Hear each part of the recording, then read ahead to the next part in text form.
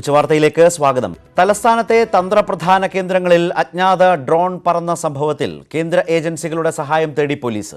തീരദേശ സർവേക്കെത്തിയ സംഘമാണ് ഡ്രോൺ പറത്തിയതെന്നാണ് പോലീസിന്റെ നിഗമനം.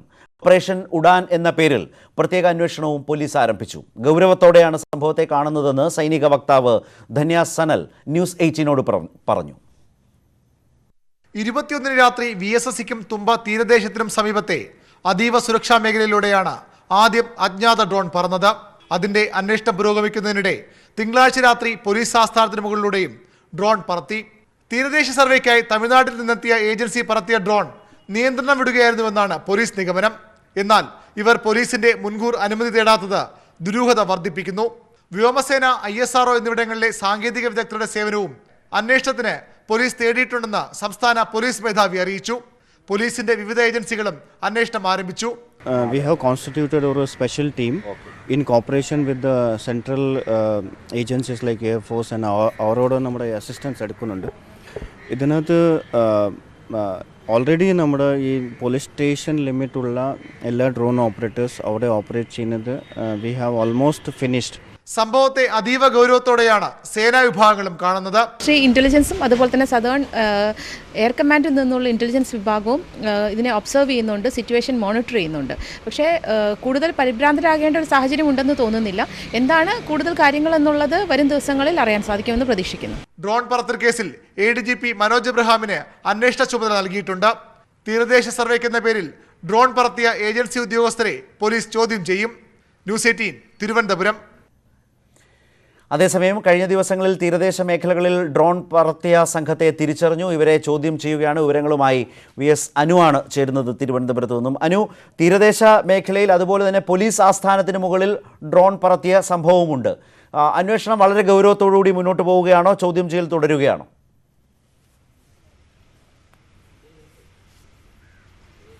തീർച്ചയായും ശരത്, ഇപ്പോൾ ഈ കോവളം മേഖലയിൽ ഡ്രോൺ പറത്തിയ ഏജൻസിയുടെ ആൾക്കാരെയാണ് ഇപ്പോൾ കോവളം സ്റ്റേഷനിൽ ചോദ്യം ചെയ്യുന്നത്. ഇവരൊരു പഞ്ചാബി സ്വദേശിയായ ഒരു വ്യക്തിയാണ്. അദ്ദേഹത്തിൻ്റെ പേരോ മറ്റു വിശദാംശങ്ങളോ നൽകാൻ പോലീസ് തയ്യാറായിട്ടില്ല. ഇപ്പോൾ Thiruvananthapuram city police DCP Aditya ഇപ്പോൾ കോവളം സ്റ്റേഷനിൽ എത്തിയിട്ടുണ്ട്. ഇദ്ദേഹത്തിൻ്റെ നേതൃത്വത്തിൽ ഈ പഞ്ചാബി സ്വദേശിയെ വിശദമായി ചോദ്യം ചെയ്യും. റെയിൽവേ ആയി ബന്ധപ്പെട്ട ഒരു കോസ്റ്റൽ സർവേയുടെ ഭാഗമായിട്ടാണ് എത്തിയതെന്നാണ് നമുക്ക് ലഭിക്കുന്ന വിവരം. ഏതായിരുന്നാലും ഇത് സംബന്ധിച്ച ഒരു വ്യക്തമായ ഒരു ചോദ്യം ചെയ്യൽ തന്നെയാകും ഇവിടെ നിന്നുണ്ടാവുക. മറ്റ് ഇപ്പോൾ പോലീസ് ഹെഡ്ക്വാർട്ടേഴ്സിൻ്റെ മുകളിൽ ഡ്രോൺ പറന്നതുമായി ബന്ധപ്പെട്ട അന്വേഷണം പുരോഗമിക്കുന്നുണ്ട്. ഇപ്പോൾ ഈ ഏജൻസിയുടെ ഉദ്യോഗസ്ഥനെ കോവളം പോലീസ് സ്റ്റേഷനിൽ വിളിച്ചു വരുത്തി ചോദ്യം ചെയ്യുകയാണ്. ഇപ്പോൾ ആ ചോദ്യം ചെയ്യലാണ് നടക്കുന്നത്. ശരത്. ശരി, അനുവാണ് വിവരങ്ങൾ നൽകിയത്. വയനാട്ടിലെ സ്ഥാനാർത്ഥിത്വത്തിൽ സംസ്ഥാന നേതാക്കളെ വെട്ടിലാക്കി രാഹുൽ ഗാന്ധിയുടെ മൗനം. രണ്ടാം മണ്ഡലത്തിൽ മത്സരിക്കുന്നതിൽ തീരുമാനമായില്ലെന്ന് ദേശീയ നേതൃത്വത്തിൻ്റെ നിലപാട്. അമേഠിയാണ് രാഹുലിൻ്റെ കർമ്മമണ്ഡലമെന്ന് AICC വക്താവ് രൺദീപ് സിംഗ് സുർജേവാല ആവർത്തിച്ചു. 2 മണ്ഡലങ്ങളിൽ മത്സരിക്കാൻ തീരുമാനിച്ചാൽ മാത്രമേ വയനാട് പരിഗണിക്കാൻ കഴിയൂ എന്നാണ് വിശദീകരണം. കോൺഗ്രസ് അധ്യക്ഷൻ രാഹുൽ ഗാന്ധിയുടെ വയനാട് സ്ഥാനാർത്ഥിത്വത്തിൽ സമ്പൂർണ്ണ അനിശ്ചിതത്വം 4ാം ദിവസവും തുടരുകയാണ്. രാഹുൽ അന്തിമ തീരുമാനമെടുക്കാത്തതോടെ ഇരുട്ടിലായിരിക്കുകയാണ് കേന്ദ്ര സംസ്ഥാന നേതാക്കൾ. ദക്ഷിണേന്ത്യയിൽ പാർട്ടി അധ്യക്ഷൻ സ്ഥാനാർത്ഥിയാകണമെന്ന പൊതുവികാരം പാർട്ടിയിലുണ്ട്. എന്നാൽ രണ്ടാമതൊരു സീറ്റിൽ മത്സരിക്കുന്നതിൽ രാഹുൽ തീരുമാനമെടുത്തിട്ടില്ല. കേരളം, തമിഴ്നാട്, കർണാടക എന്നീ സംസ്ഥാനങ്ങളിൽ നിന്ന് രാഹുൽ മത്സരിക്കണമെന്ന ആവശ്യമുണ്ടെങ്കിലും അന്തിമ തീരുമാനമായിട്ടില്ലെന്ന് കോൺഗ്രസ് വക്താവ് രൺദീപ് സിംഗ് സുർജേവാല ആവർത്തിച്ചു. Congress leaders and workers of state of Tamil Nadu, state of Kerala, as also state of Karnataka, have urged and have showered their blessings and affection onto the Congress president, asking him to contest from one of the 3 southern states. Congress party doesn't reject when such affection and blessings come from the heart of the people and the leaders and the workers of the party. As and when party takes a call on it, I will be happy to. Wayanad രാഹുലിന്റെ തീരുമാനത്തിനെ വൈകിപ്പിക്കുന്നതാണെങ്കിൽ വടകര എന്തുകൊണ്ട് പ്രഖ്യാപിച്ചുകൂടുന്ന ചോദ്യത്തിനും AICCക്ക് ഉത്തരമില്ല. Bengaluru south മണ്ഡലത്തിൽ നിന്ന് പ്രധാനമന്ത്രി നരേന്ദ്രമോദി മത്സരിക്കുമോ എന്നതിൽ തീരുമാനം വരാത്തതാണ് രാഹുലിന്റെ സ്ഥാനാർത്ഥം വൈകിക്കുന്നതെന്ന് കോൺഗ്രസ് നേതാക്കൾ സൂചന നൽകിയിരുന്നു. എന്നാൽ അവിടെ BJP സ്ഥാനാർത്ഥിയെ പ്രഖ്യാപിച്ചതോടെ വയനാട് വടകര സീറ്റിൽ തീരുമാനം വൈകിക്കുന്നത് ശരിയല്ലെന്നും നേതാക്കൾക്ക് അഭിപ്രായമുണ്ട്. തീരുമാനമെടുക്കേണ്ടത് രാഹുൽ ഗാന്ധി ആയതുകൊണ്ട് തന്നെ സമ്മർദ്ദം ചെലുത്താൻ പോലുമാകാതെ പ്രതിസന്ധിയിലായിരിക്കുകയാണ് കേന്ദ്ര സംസ്ഥാന നേതാക്കൾ. പ്രഖ്യാപനം വൈകുന്നത് പാർട്ടിക്ക് തിരിച്ചടിയാകുമെന്ന ആശങ്ക പങ്കുവയ്ക്കാൻ പോലും ഇവർക്ക് കഴിയുന്നില്ല. ACC ആസ്ഥാനത്ത് നിന്നും ക്യാമറമാൻ ബിനു ബേസിലിനൊപ്പം M ഉണ്ണികൃഷ്ണൻ, ന്യൂസ് 18. രാഹുൽ ഗാന്ധി മത്സരിക്കുമെങ്കിൽ വയനാട് സീറ്റ് BJPക്ക് വിട്ടുനൽകാൻ തയ്യാറാണെന്ന് BDJS വ്യക്തമാക്കി. തുഷാർ വെള്ളാപ്പള്ളി തൃശൂരിൽ തന്നെ മത്സരിക്കും. മാവേലിക്കര, ആലത്തൂർ, ഇടുക്കി സീറ്റുകളിലെ BDJS സ്ഥാനാർത്ഥികളെ പ്രഖ്യാപിച്ചു.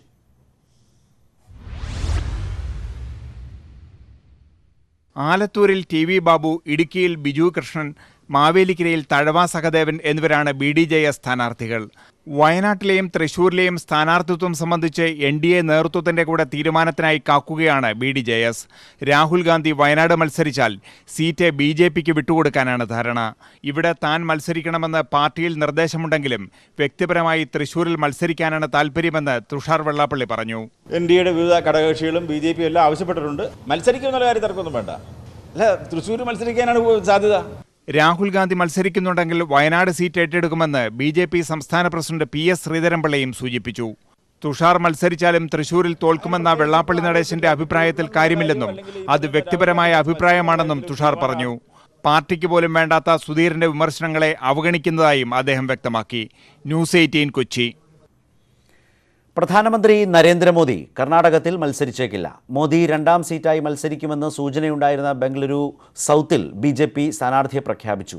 ഒന്നാം ഘട്ട വോട്ടെടുപ്പ് നടക്കുന്ന മണ്ഡലങ്ങളിൽ പത്രിക സമർപ്പിക്കുന്നത് ഇന്ന് അവസാനിക്കും. രണ്ടാം ഘട്ടത്തിലെ 3 സീറ്റുകളിൽ കൂടി സ്ഥാനാർത്ഥിയെ പ്രഖ്യാപിക്കാനുണ്ട്. 1991 മുതൽ BJP മാത്രം ജയിപ്പിച്ചു പോരുന്ന ബംഗളൂരു സൗത്തിൽ നിന്ന് പ്രധാനമന്ത്രി നരേന്ദ്രമോദി മത്സരിക്കുമെന്നായിരുന്നു റിപ്പോർട്ടുകൾ. മുൻ കേന്ദ്രമന്ത്രി അന്തരിച്ച അനന്ത്കുമാറിന്റെ സിറ്റിംഗ് മണ്ഡലമായിരുന്നു ബംഗളൂരു സൗത്ത്. അനന്ത്കുമാറിന്റെ ഭാര്യ തേജസ്വിനി ഇവിടെ മത്സരിക്കാൻ തയ്യാറെടുക്കുന്നതിനിടെയാണ് പ്രധാനമന്ത്രി തന്നെ എത്തുമെന്ന സൂചന വന്നത്. എന്നാൽ ഇന്നലെ രാത്രി വൈകി BJP കേന്ദ്ര തെരഞ്ഞെടുപ്പ് സമിതിയുടെ യുവനേതാവ് തേജസ്വി സൂര്യയെ സ്ഥാനാർത്ഥിയായി പ്രഖ്യാപിച്ചു. 2 ഘട്ടങ്ങളായി വോട്ടെടുപ്പ് നടക്കുന്ന കർണാടകത്തിൽ ബംഗളൂരു സൗത്ത് ഉൾപ്പെടെ 14 മണ്ഡലങ്ങളിൽ ഏപ്രിൽ 18-നാണ് വോട്ടെടുപ്പ്. ഇവിടെ നാമനിർദ്ദേശ പത്രിക സമർപ്പിക്കാനുള്ള സമയപരിധി ഇന്ന് അവസാനിക്കും. ഏപ്രിൽ 23-ന് തെരഞ്ഞെടുപ്പ് നടക്കുന്ന 14 മണ്ഡലങ്ങളിൽ 3 മണ്ഡലങ്ങളിലെ സ്ഥാനാർത്ഥികളെയാണ് BJP പ്രഖ്യാപിക്കാനുള്ളത്. റായ്ചൂർ, കൊപ്പൾ, ചിക്കോടി. റായ്ചൂർ സംവരണ മണ്ഡലമാണ്. ചിക്കോടി കോൺഗ്രസിന്റെയും കൊപ്പൾ BJPയുടെയും സിറ്റിംഗ് സീറ്റുകളും. BJPയുടെ സിറ്റിംഗ് സീറ്റായ കൊപ്പളിലേക്ക് മോദി മത്സരിക്കാനെത്തിയാൽ മുൻ മുഖ്യമന്ത്രി സിദ്ധരാമയ്യെ ഇറക്കാനാണ് കോൺഗ്രസ് തീരുമാനം. സിദ്ധരാമയ്യയുടെ സമുദായമായ കുർബ സമുദായം ജയപരാജയങ്ങൾ നിർണ്ണയിക്കുന്ന മണ്ഡലം കൂടിയാണ് കൊപ്പൾ. കൊപ്പളിൽ സിദ്ധരാമയ്യയെ സ്ഥാനാർത്ഥിയാക്കണമെന്ന് ജില്ലാ കോൺഗ്രസ് ഘടകം ഇതിനോടകം ആവശ്യപ്പെട്ടിട്ടുണ്ട്. Election desk, news 18.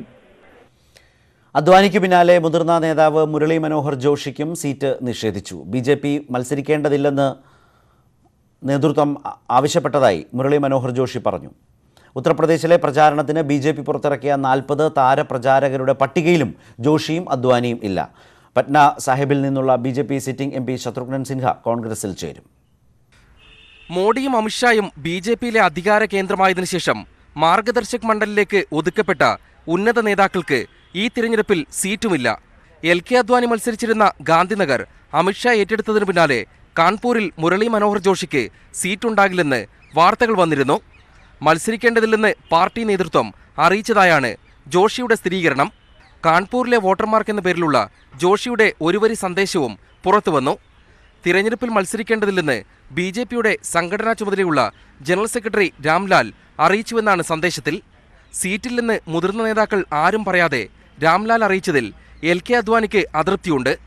കോൺഗ്രസ് സ്ഥാനാർത്ഥി ശ്രീപ്രകാശ് ജയ്സ്വാൾ 3 തവണ ജയിച്ച കാൺപൂർ മണ്ഡലം കഴിഞ്ഞ തവണ വൻ ഭൂരിപക്ഷത്തോടെയാണ് മുരളി മനോഹർ ജോഷി പിടിച്ചെടുത്തത്.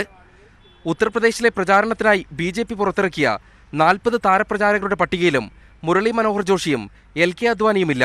പ്രധാനമന്ത്രി നരേന്ദ്രമോദി, അമിത്ഷാ, രാജ്നാഥ് സിംഗ്, സുഷമ സ്വരാജ് എന്നിവരെല്ലാം പട്ടികയിലുണ്ട്. ഏറെ നാളായി മോഡിയുമായി ഇടഞ്ഞു നിൽക്കുകയായിരുന്ന ശത്രുഘ്നൻ സിൻഹ കോൺഗ്രസിൽ ചേരാൻ തീരുമാനിച്ചു. പട്ന സാഹിബ് മണ്ഡലത്തിൽ നിന്ന് സിൻഹയ്ക്ക് സീറ്റ് നിഷേധിച്ച BJP കേന്ദ്രമന്ത്രി രവിശങ്കർ പ്രസാദിനെ സ്ഥാനാർത്ഥിയായി പ്രഖ്യാപിച്ചിരുന്നു. മണ്ഡലത്തിൽ സിൻഹ കോൺഗ്രസ് സ്ഥാനാർത്ഥിയായേക്കും. News 18, Delhi. AICC general secretary Priyanka ഗാന്ധിയുടെ നാളത്തെ അയോധ്യ സന്ദർശനം മാറ്റി. സുരക്ഷാ കാരണങ്ങൾ ചൂണ്ടിക്കാട്ടിയാണ് നടപടി. പ്രിയങ്ക വെള്ളിയാഴ്ച അയോധ്യ സന്ദർശിക്കും. നാളെ അമേഠിയിലും മറ്റന്നാൾ റായ്ബറേലിയിലും പ്രിയങ്ക സന്ദർശനം നടത്തും. ദരിദ്രർക്ക് അടിസ്ഥാന വേതനം ഉറപ്പാക്കുന്ന ന്യായ് പദ്ധതി സ്ത്രീ കേന്ദ്രീകൃതമായിരിക്കുമെന്ന് കോൺഗ്രസ്. പണം കുടുംബനാഥയുടെ അക്കൗണ്ടിലായിരിക്കും നൽകുക. പദ്ധതി മൂലം സർക്കാരിന് പ്രതിവർഷം 3.5 ലക്ഷം കോടി രൂപയുടെ അധിക ബാധ്യതയുണ്ടാക്കുമെന്നാണ് സാമ്പത്തിക വിദഗ്ധരുടെ വിലയിരുത്തൽ. ദാരിദ്ര്യ നിർമ്മാർജ്ജനത്തിനായി കോൺഗ്രസ് പ്രഖ്യാപിച്ച ന്യായ് പദ്ധതിയുടെ പ്രായോഗികത സംബന്ധിച്ച് ചോദ്യങ്ങൾ ഉയർന്നതിനിടെയാണ് വിശദീകരണവുമായി കോൺഗ്രസ് രംഗത്തെത്തിയത്. ദരിദ്രർക്ക് താൽക്കാലിക സഹായം നൽകുന്ന പദ്ധതിയല്ല ന്യായ്. സാമ്പത്തികമായി ഏറ്റവും പിന്നാക്കം നിൽക്കുന്ന 20% കുടുംബങ്ങൾക്ക് എല്ലാ വർഷവും 72,000 രൂപ ഉറപ്പാക്കും. ന്യായ് പദ്ധതി കൊണ്ടുവരുന്നതുകൊണ്ട് മറ്റൊരു കേന്ദ്ര പദ്ധതിയും റദ്ദാക്കില്ല. നിലവിലെ സബ്സിഡികൾ വെട്ടിക്കുറയ്ക്കില്ല. പണം കുടുംബനാഥയുടെ അക്കൗണ്ടിലാണ് നിക്ഷേപിക്കുക. मैं फिर दोहराता हूं, ये टॉपअप स्कीम नहीं है. हर परिवार को 72,000 रुपया मिलेगा. 5 करोड़ परिवार, 25 करोड़ लोग. तीसरा, ये स्कीम विमेन सेंट्रिक है. ये 72,000 रुपया घर की गृहिणी के खाते में कांग्रेस पार्टी जमा करवाएगी. നിലവിലെ സബ്സിഡികൾ വെട്ടിക്കുറയ്ക്കാതെ പദ്ധതി നടപ്പാക്കാൻ കഴിയില്ലെന്നാണ് സാമ്പത്തിക വിദഗ്ധരുടെ വിശദീകരണം. ദേശീയ തൊഴിലുറപ്പ് പദ്ധതിയേക്കാൾ 6 മടങ്ങ് വിഹിതം പദ്ധതിക്ക് വേണം. പ്രതിവർഷം 3.6 ലക്ഷം കോടി രൂപ പദ്ധതിക്ക് ചെലവ് വരുമെന്നാണ് വിലയിരുത്തൽ. വോട്ടർമാരെ പറ്റിക്കാൻ ദാരിദ്ര്യം പ്രചാരണ വിഷയമാക്കുന്ന കോൺഗ്രസിന്റെ പതിവ് രീതി മാത്രമാണ് ഇതെന്നാണ് BJPയുടെ വിമർശനം. ന്യൂസ് 18 ഡൽഹി. ഓച്ചിറയിൽ നിന്ന് തട്ടിക്കൊണ്ടുപോയ രാജസ്ഥാൻ സ്വദേശിയായ 13-കാരിയെ മുംബൈയിൽ കണ്ടെത്തി. പ്രതി മുഹമ്മദ് റോഷനെ പോലീസ് കസ്റ്റഡിയിലെടുത്തു. ഇരുവരെയും നാളെ ഓച്ചിറയിൽ എത്തിക്കും. മുംബൈയിലെ പനവേലിൽ നിന്നാണ് രാജസ്ഥാൻ സ്വദേശിയായ നാടോടി പെൺകുട്ടിയെ പോലീസ് കണ്ടെത്തിയത്. തട്ടിക്കൊണ്ടുപോയ ശേഷം റോഷന്റെ കസ്റ്റഡിയിലായിരുന്നു പെൺകുട്ടി. എറണാകുളത്ത് നിന്നും ബംഗളൂരുവിലെത്തിയ ശേഷം പെൺകുട്ടിയെയും കൊണ്ട് റോഷൻ മുംബൈയിലേക്ക് പോയെന്നാണ് പോലീസ് പറയുന്നത്. പ്രത്യേക ഷാഡോ പോലീസാണ് ഇരുവരെയും കണ്ടെത്തിയത്. പെൺകുട്ടിയുടെ വൈദ്യപരിശോധനയ്ക്ക് ശേഷം പോക്സോ അനുസരിച്ച് കൂടുതൽ വകുപ്പുകൾ ചുമത്തുന്നത് പോലീസ് പരിഗണിക്കും. മകളെ കണ്ടെത്തിയെന്നറിഞ്ഞതിൽ സന്തോഷമുണ്ടെന്ന് പെൺകുട്ടിയുടെ അച്ഛൻ പറഞ്ഞു. अभी लड़की बोलता आप लोग लाके बोला हमारा संतोष है. अभी संतोष अब 3 സംഘങ്ങളായി തിരിഞ്ഞായിരുന്നു പോലീസിന്റെ അന്വേഷണം. ബംഗളൂരുവിലുള്ള 2 സംഘങ്ങളും ഉടൻ മടങ്ങും. 18 രാത്രി 10:30 4-അംഗ സംഘം ഓച്ചിറയിലെ വീട്ടിൽ കയറി മാതാപിതാക്കളെ ആക്രമിച്ച ശേഷം പെൺകുട്ടിയെ തട്ടിക്കൊണ്ടുപോയത്. തട്ടിക്കൊണ്ടുപോകാനും ആക്രമണത്തിനും റോഷനൊപ്പമുണ്ടായിരുന്ന 3 പേർ ഇപ്പോൾ റിമാൻഡിലാണ്. തട്ടിക്കൊണ്ടുപോകലിനിരയായ പെൺകുട്ടിയെയും പ്രതി മുഹമ്മദ് റോഷനെയും നാളെ റോഡ് മാർഗം ഓച്ചിറയിലെത്തിക്കും. വിശദമായ ചോദ്യം ചെയ്യലിന് ശേഷമാകും പ്രതിയുടെ അറസ്റ്റ് ഓച്ചിറ പോലീസ് രേഖപ്പെടുത്തുക. കൊല്ലത്തു നിന്നും ശ്യാം ദേവരാജ്, ന്യൂസ് 18. വെന്തുരുകി കേരളം.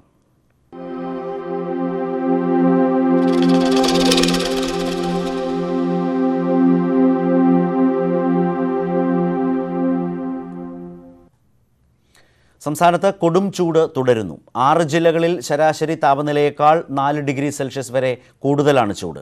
തൃശ്ശൂരിൻ്റെ ചരിത്രത്തിലെ ഏറ്റവും ഉയർന്ന താപനില ഇന്ന് രേഖപ്പെടുത്തി. ഇടുക്കിയിൽ കർഷകന് സൂര്യാഘാതമേറ്റു. വ്യാഴാഴ്ച വരെ ഉയർന്ന താപനില തുടരുമെന്നാണ് മുന്നറിയിപ്പ്. കൊല്ലം, ആലപ്പുഴ, കോട്ടയം, തൃശൂർ, പാലക്കാട്, കോഴിക്കോട് ജില്ലകളിലാണ് ശരാശരിയേക്കാൾ 3 മുതൽ 4 ഡിഗ്രി സെൽഷ്യസ് വരെ താപനില ഉയരുന്നത്. ഈ ജില്ലകളിൽ നാളെയും മറ്റന്നാളും 2 മുതൽ 3 ഡിഗ്രി സെൽഷ്യസ് വരെ താപനില ഉയരും. തൃശ്ശൂരിൽ ചരിത്രത്തിൽ ഏറ്റവും ഉയർന്ന താപനിലയാണ് രേഖപ്പെടുത്തിയത്. 40.4 ഡിഗ്രി സെൽഷ്യസ് ആയിരുന്നു തൃശ്ശൂരിൽ ഇന്നലത്തെ താപനില. ഇടുക്കിയും വയനാടും ഒഴികെ മറ്റെല്ലാ ജില്ലകളിലും ചൂട് കൂടുമെന്ന് തന്നെയാണ് മുന്നറിയിപ്പ്. 3 മാസം സംസ്ഥാനത്ത് വേനലുണ്ടാകും. താപനില ശരാശരിയിൽ നിന്നും 1 ഡിഗ്രി വരെ ഉയരാനുള്ള സാധ്യതയുണ്ട് എന്നുള്ള ഒരു നിഗമനം കാലാവസ്ഥാ നിരീക്ഷണ വകുപ്പ് പുറത്തുവിട്ടിട്ടുണ്ട്. മാർച്ച് 1 തന്നെ അത് പുറത്തുവിട്ടിട്ടുണ്ട്. ദുരന്ത നിവാരണ അതോറിറ്റിയുടെ സന്ദേശങ്ങൾ അവഗണിക്കരുതെന്ന് കർശന നിർദ്ദേശമുണ്ട്. രാവിലെ 11 മുതൽ 3 മണിവരെ നേരിട്ട് സൂര്യപ്രകാശം ഏൽക്കാതിരിക്കാൻ പരമാവധി ശ്രദ്ധിക്കണം. ഇടുക്കിയിൽ കർഷകനായ തകിടിയേൽ മാത്യുവിന് രാവിലെ സൂര്യാഘാതമേറ്റു. ഈ മാസം 162 പേർക്കാണ് സൂര്യാഘാതമേറ്റത്. ന്യൂസ് 18 തിരുവനന്തപുരം. വയനാടൻ അതിർത്തിയിൽ മാവോയിസ്റ്റ് സാന്നിധ്യം പതിവായതോടെ നടപടി ശക്തമാക്കാനൊരുങ്ങി ഭരണകൂടം. തണ്ടർബോൾട്ട് തെരച്ചിൽ ഊർജിതമാക്കി. ബ്രഹ്മഗിരി വനാന്തരങ്ങളിൽ അജ്ഞാത സംഘം തമ്പടിച്ചതായി വനംവകുപ്പ് റിപ്പോർട്ട് നൽകി. ലോക്സഭാ തെരഞ്ഞെടുപ്പിന് ആഴ്ചകൾ മാത്രം ശേഷിക്കെ മലയോര മേഖലയിലെ മാവോയിസ്റ്റ് സാന്നിധ്യം നിയമപാലകർക്ക് തലവേദനയാകുന്നു. രാഹുൽ ഗാന്ധി വയനാട് മത്സരിക്കാനുള്ള സാധ്യതകൾ കൂടി വന്നതോടെ കർശന നടപടികളിലൂടെ മാവോയിസ്റ്റുകളെ നേരിടാൻ അധികൃതർ തീരുമാനിച്ചു കഴിഞ്ഞു. മാവോയിസ്റ്റ് വേട്ടയ്ക്കായി കൂടുതൽ തണ്ടർബോൾട്ട് വനമേഖലയിൽ ഇറങ്ങി. പുൽവാമയിൽ ഭീകരാക്രമണത്തിൽ കൊല്ലപ്പെട്ട ജവാൻ വസന്തകുമാറിന്റെ വീട് സന്ദർശിക്കാനുള്ള രാഹുൽ ഗാന്ധിയുടെ തീരുമാനത്തെ കേന്ദ്ര സുരക്ഷാ വിഭാഗം വിലക്കിയത് മാവോയിസ്റ്റ് ഭീഷണിയെ തുടർന്നായിരുന്നു. CP ജലീൽ പോലീസിന്റെ വെടിയേറ്റ് മരിച്ച ശേഷം 4 മാവോയിസ്റ്റുകളെത്തി. വയനാട്, കോഴിക്കോട്, മലപ്പുറം വനാതിർത്തി ഗ്രാമങ്ങളിലാണ് കഴിഞ്ഞ ദിവസങ്ങളിൽ മാവോയിസ്റ്റുകൾ ഇറങ്ങി ലഘുലേഖ വിതരണം നടത്തിയത്. CP ജലീലിന്റെ മരണത്തിന് പകരം ചോദിക്കുമെന്ന് കാണിച്ചുള്ള പോസ്റ്ററുകൾ പതിച്ചാണ് സംഘം മടങ്ങിയത്. മാവോയിസ്റ്റ് സാന്നിധ്യം തെരഞ്ഞെടുപ്പിന് ഭീഷണിയാകില്ലെന്ന് കോഴിക്കോട് ജില്ലാ കലക്ടർ V. സാംബശിവറാവു. ഉറപ്പായിട്ട് ഒരു ക്രമസമാധാന പ്രശ്നമില്ലാത്ത രീതിയിൽ ഇലക്ഷൻസ് കണ്ടക്ട് ചെയ്യാൻ വേണ്ടിയുള്ള എല്ലാ കാര്യങ്ങളും നമ്മൾ ചെയ്യാൻ പോകും. തിരുനെല്ലി ഫോറസ്റ്റ് ബംഗ്ലാവിൽ കഴിഞ്ഞ രാത്രി 8 അംഗ മാവോയിസ്റ്റ് സംഘമെത്തിയെന്ന വിവരത്തെ തുടർന്ന് ഇവിടെയും തെരച്ചിൽ തുടരുകയാണ്. S. വിനേഷ് കുമാർ, ന്യൂസ് 18, കോഴിക്കോട്. സംസ്ഥാനത്ത് 2 വ്യത്യസ്ത വാഹനാപകടങ്ങളിൽ 5 പേർ മരിച്ചു. വയനാട്ടിൽ കാറും ടിപ്പറും കൂട്ടിയിടിച്ച് 3 പേരും, ഇടുക്കിയിൽ ഓട്ടോയും ബസ്സും കൂട്ടിയിടിച്ച് 2 പേരുമാണ് മരിച്ചത്. കട്ടപ്പനയ്ക്ക് സമീപം വെള്ളയാംകുടിയിൽ ഓട്ടോയും ബസ്സും കൂട്ടിയിടിച്ച് ഓട്ടോറിക്ഷ യാത്രക്കാരായ രാജൻ തോട്ടുങ്കൽ, ഏലമ മണിയംകുളത്ത് എന്നിവരാണ് മരിച്ചത്. 2 പേരെ പരിക്കുകളോടെ സ്വകാര്യ ആശുപത്രിയിൽ പ്രവേശിപ്പിച്ചു. വയനാട് പഴയ വൈത്തിരിയിൽ കാറും ടിപ്പറും കൂട്ടിയിടിച്ചുണ്ടായ അപകടത്തിൽ തിരൂർ, താനാളൂർ സ്വദേശികളായ കഹാർ, സാബിർ, സൂഫിയ ഖാൻ എന്നിവരാണ് മരണമടഞ്ഞത്. പരിക്കേറ്റ ഷമീമുദ്ദീനെ കോഴിക്കോട് മെഡിക്കൽ കോളേജിൽ പ്രവേശിപ്പിച്ചു. വയനാട്ടിൽ നിന്നും കോഴിക്കോട്ടേക്ക് പോവുകയായിരുന്ന കാർ എതിരെ വന്ന ടിപ്പറുമായി കൂട്ടിയിടിക്കുകയായിരുന്നു. 3 പേരും സംഭവ സ്ഥലത്ത് വെച്ച് തന്നെ മരണമടഞ്ഞു. ന്യൂസ് 18, ഇടുക്കി, കോഴിക്കോട്. ഇനി കൂടുതൽ തെരഞ്ഞെടുപ്പ് വാർത്തകൾ.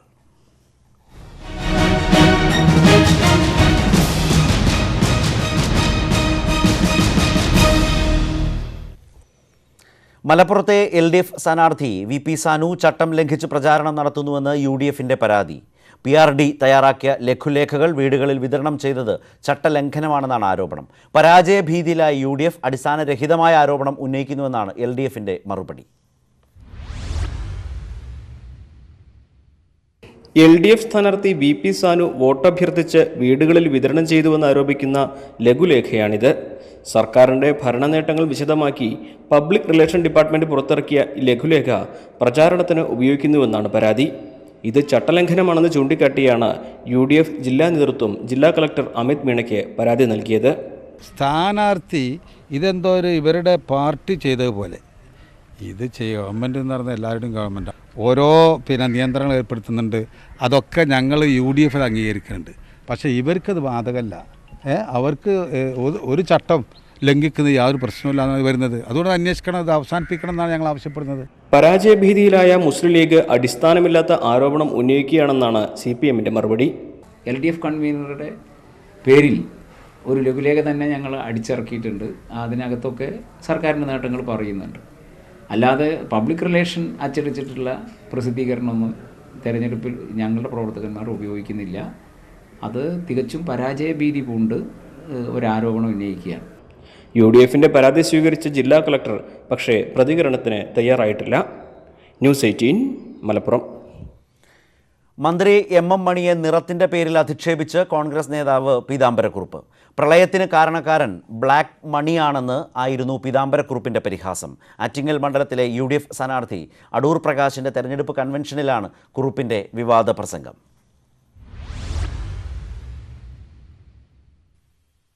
സംസ്ഥാന സർക്കാരിനെ വിമർശിച്ചു തുടങ്ങിയതായിരുന്നു പീതാംബരക്കുറുപ്പ്. പ്രളയത്തിന് കാരണക്കാർ സർക്കാരാണെന്ന് പറയുന്നതിനിടെയായിരുന്നു മന്ത്രി MM മണിക്കെതിരായ അധിക്ഷേപം. 45 അണക്കെട്ടുകൾ ഒരുമിച്ച് തുറന്നു വിട്ടാൽ സഹാറ മരുഭൂമിയിലും വെള്ളപ്പൊക്കം ഉണ്ടാവും അല്ലേ? ഇല്ലേ? ഇതിന്റെ ചുമതല വഹിക്കുന്ന ആദിവാസി സമുദായത്തിൽപ്പെട്ട ഒരു ഉയർന്ന എഞ്ചിനീയറാണ് ശ്രീ കരപ്പാൻകുട്ടി. ഞാൻ അദ്ദേഹത്തിന്റെ ഓഫീസിന്റെ അടുത്താണ് 10-30 കൊല്ലം വാടകയ്ക്ക് താമസിക്കുന്നത്. അദ്ദേഹം 100 വട്ടം അവരോട് പറഞ്ഞു ഇത് തുറക്കരുത്. പക്ഷെ വൈദ്യുതിയുടെ ചാർജുള്ള മന്ത്രി ഉണ്ടല്ലോ, honourable minister mister black money, വൈദ്യുതിയുടെ ചാർജുള്ള ഗ്രേറ്റ് ബ്ലാക്ക് മണി, അദ്ദേഹം പറഞ്ഞു I am the minister issuing this order doubtlessly and do it. ഞാൻ പറഞ്ഞത് താനങ്ങ് ചെയ്താൽ മതി, വരെ സംസാരിക്കണ്ട. തെന്നല ബാലകൃഷ്ണപിള്ള ഉൾപ്പെടെയുള്ള മുതിർന്ന നേതാക്കളുടെ സാന്നിധ്യത്തിലായിരുന്നു പീതാംബരക്കുറുപ്പിന്റെ പ്രസംഗം. നെടുമങ്ങാട് നിയോജക മണ്ഡലം കൺവെൻഷൻ KPCC അധ്യക്ഷൻ മുല്ലപ്പള്ളി രാമചന്ദ്രൻ ഉദ്ഘാടനം ചെയ്തു. ന്യൂസ് 18, തിരുവനന്തപുരം. ചെന്നൈ വിമാനത്താവളത്തിൽ എത്തിയ യാത്രക്കാരന്റെ ബാഗിൽ ഒളിപ്പിച്ചിരുന്ന അപൂർവ ജീവികളെ കസ്റ്റംസ് പിടിച്ചെടുത്തു. ബാങ്കോക്കിൽ നിന്ന് വന്ന യാത്രക്കാരന്റെ ബാഗിലായിരുന്നു പാമ്പുകളും തവളകളും ആമകളും അടക്കമുള്ള ജീവികൾ. 22 ഈജിപ്ഷ്യൻ ആമകൾ, 4 മരത്തവളകൾ, 5 ഇഗ്വാനകൾ, ഒരു ആഫ്രിക്കൻ വിഷപ്പാമ്പ്. ബാങ്കോക്കിൽ നിന്ന് ചെന്നൈ വിമാനത്താവളത്തിലെത്തിയ യാത്രക്കാരന്റെ ബാഗിൽ ഒളിപ്പിച്ച നിലയിലായിരുന്നു ഈ ജീവികളത്രയും. തായ് എയർ വിമാനത്തിൽ വന്ന 22-കാരനായ മുഹമ്മദ് അബ്ദുൾ മജീദാണ് ജീവികളുമായി കസ്റ്റംസിന്റെ പിടിയിലായത്. ചെന്നൈ നഗരത്തിൽ വിദ്യാർത്ഥിയാണ് ഇയാൾ. അന്താരാഷ്ട്ര ജീവി കടത്തു സംഘത്തിലെ കണ്ണിയാണ് മുഹമ്മദ് അബ്ദുൾ മജീദ് എന്ന് അന്വേഷണ ഉദ്യോഗസ്ഥർ പറയുന്നു. 2 മാസം മുമ്പ് ചെന്നൈ വിമാനത്താവളത്തിൽ യാത്രക്കാരന്റെ ബാഗിൽ നിന്ന് ജീവനുള്ള പുലിക്കുട്ടിയെ പിടിച്ചിരുന്നു. അന്നും ബാങ്കോക്കിൽ നിന്നായിരുന്നു ജീവി കടത്ത്. തായ്ലൻഡിൽ നിന്ന് ഇന്ത്യയിലേക്ക് ജീവികളെ കടത്തുന്ന സംഘങ്ങളുടെ പ്രധാന താവളമാവുകയാണ് ചെന്നൈ വിമാനത്താവളം. News desk, news 18. വരയാടുകളുടെ പ്രജനന കാലം അവസാനിച്ചതോടെ രാജമല സന്ദർശകർക്കായി തുറന്നു. ഇത്തവണ 72 വരയാട്ടിൻ കുട്ടികൾ പിറന്നതായാണ് പ്രാഥമിക നിഗമനം. എന്നാൽ കൃത്യമായ കണക്കെടുപ്പ് കഴിയുമ്പോൾ എണ്ണത്തിൽ വർധന ഉണ്ടാകാം എന്നും Munnar wildlife warden R Lakshmi പറഞ്ഞു. ഫെബ്രുവരി ആദ്യവാരത്തോടെയാണ് ഇരവികുളം ദേശീയോദ്യാനത്തിൽ സന്ദർശകർക്ക് വിലക്കേർപ്പെടുത്തിയത്. വരയാടുകളുടെ പ്രജനനകാലം മുൻനിർത്തിയായിരുന്നു നിരോധനം. മാർച്ച് 20-ന് പാർക്ക് തുറക്കുമെന്നാണ് നേരത്തെ അറിയിച്ചിരുന്നതെങ്കിലും പ്രജനനം നീണ്ടതോടെ പാർക്ക് തുറക്കുന്നത് വീണ്ടും നീട്ടുകയായിരുന്നു. ഈ വർഷം നമ്മൾ ഡയറക്റ്റ് സൈറ്റിങ്ങിൽ കുഞ്ഞുങ്ങളെ കണ്ടിട്ടുള്ളത്, നീലഗിരിത്താറിൻ്റെ കുഞ്ഞുങ്ങളെ സൈറ്റ് ചെയ്തത് 72 എണ്ണമാണ്.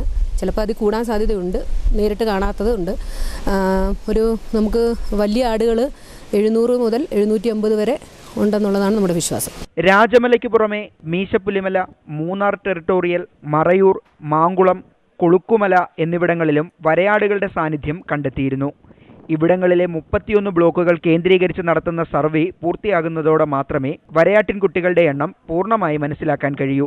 ന്യൂസ് 18, മൂന്നാർ. ബ്രെക്സിറ്റിൽ ബ്രിട്ടീഷ് പ്രധാനമന്ത്രി തെരേസ മെയ്ക്ക് തിരിച്ചടി. ബ്രെക്സിറ്റ് നടപടികളുടെ നിയന്ത്രണം സർക്കാരിൽ നിന്ന് പാർലമെന്റ് ഏറ്റെടുക്കുന്നതിനുള്ള ഭേദഗതി ബ്രിട്ടീഷ് പാർലമെന്റ് പാസാക്കി. മന്ത്രിമാരുൾപ്പെടെ ഭരണപക്ഷത്തെ എംപിമാരും സർക്കാരിനെതിരായി വോട്ട് ചെയ്തു.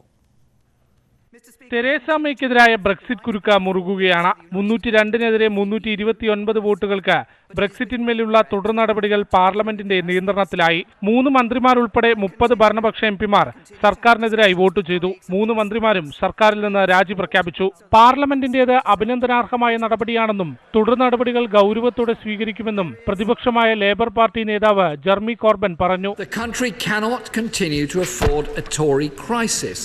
It's time, Mr. Speaker, for Parliament to take control. Brexit വ്യവസ്ഥകൾ ലഘൂകരിക്കുക, വീണ്ടും ഹിതപരിശോധന നടത്തുക എന്നതുൾപ്പെടെയുള്ള നടപടിക്രമങ്ങളിലേക്ക് ഇനി പാർലമെന്റിന് പോകാനാകും. ഇത് സംബന്ധിച്ചുള്ള എംപിമാരുടെ വിവിധ നിർദ്ദേശങ്ങൾ നാളെ പാർലമെന്റ് പരിഗണിക്കും. എന്നാൽ പാർലമെന്റ് സ്വീകരിക്കുന്ന നടപടിക്രമങ്ങൾ സർക്കാരിന് വിശ്വാസത്തിലെടുക്കാനാകില്ലെന്ന് തെരേസ മേ പറഞ്ഞു. If the House does not approve the withdrawal agreement this week and is not prepared to countenance leaving without a deal, we will have to seek a longer extension. സ്വന്തം പാർട്ടിയിൽ നിന്ന് പോലും എതിർപ്പ് ശക്തമായതോടെ ബ്രെക്സിറ്റിലെ ഇനിയുള്ള ഓരോ നീക്കവും തെരേസ മേയ്ക്ക് വെല്ലുവിളി നിറഞ്ഞതാകും. പ്രധാനമന്ത്രി സ്ഥാനവും തുലാസിലാണ്. International desk, news 18. ഉച്ചവാർത്ത പൂർണ്ണമാവുകയാണ്.